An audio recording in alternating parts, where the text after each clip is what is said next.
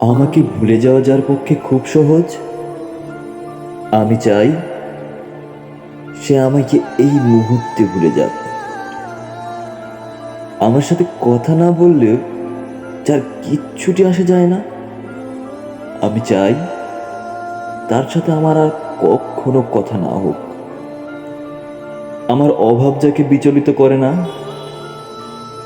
যারা আমাকে ছাড়া দিব্যি চলে যায়, আমি চাই তার জীবনে আমার অনুপস্থিতি শাশ্বত হোক।